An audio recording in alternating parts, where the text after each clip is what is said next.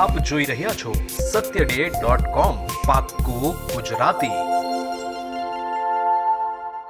વેસુ વિસ્તારમાં બનાવેલ પ્રધાનમંત્રી આવાસ યોજના હેઠળ ફ્લેટ ધારકોને કબજો ન સોંપાતા આજરોજ 660 ફ્લેટ હોલ્ડરો દ્વારા સુરત મનપા કચેરીએ વિરોધ પ્રદર્શન કરવામાં આવ્યું હતું। યોજના હેઠળ દરેક ફ્લેટ ધારકો દ્વારા પૈસા ચૂકવી દીધા હોવા છતાં કબજો ન અપાતા 660 લોકો રોષે ભરાયા હતા। વર્ષ 2018માં પ્રધાનમંત્રી આવાસ યોજનાનો ડ્રો થયો હતો, જેમાં વેસુ સ્થિત આવેલા સુમન મલ્હાર આવાસમાં 660 ફ્લેટ ધારકોને ફ્લેટ ફાળવવામાં આવ્યા હતા।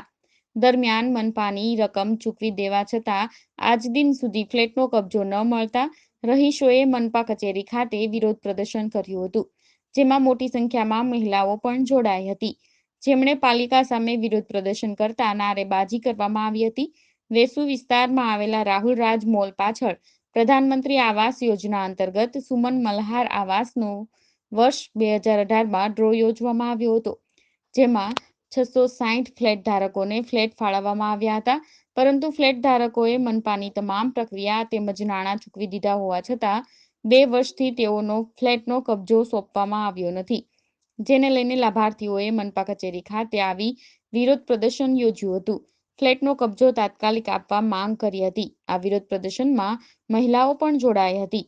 અમારી માંગો પૂરી કરોના નારા પણ લગાવ્યા હતા। લાભાર્થી કાંતિભાઈ જાદવે જણાવ્યું હતું કે એક તરફ કોરોનાની મહામારી ચાલી રહી છે, ધંધા રોજગાર બંધ હોવાથી અમારી હાલત કફોડી બની છે। એક તરફ આ ફ્લેટના બેંકના હપ્તા તેમજ હાલ ભાડે રહેતા હોવાથી ભાડું ભરવું પડતું હોવાથી હાલત કફોડી બની છે, જેથી મનપા કમિશનર આ મામલે તાત્કાલિક કાર્યવાહી કરે તેવી માંગ ફરી કરી રહ્યા છે।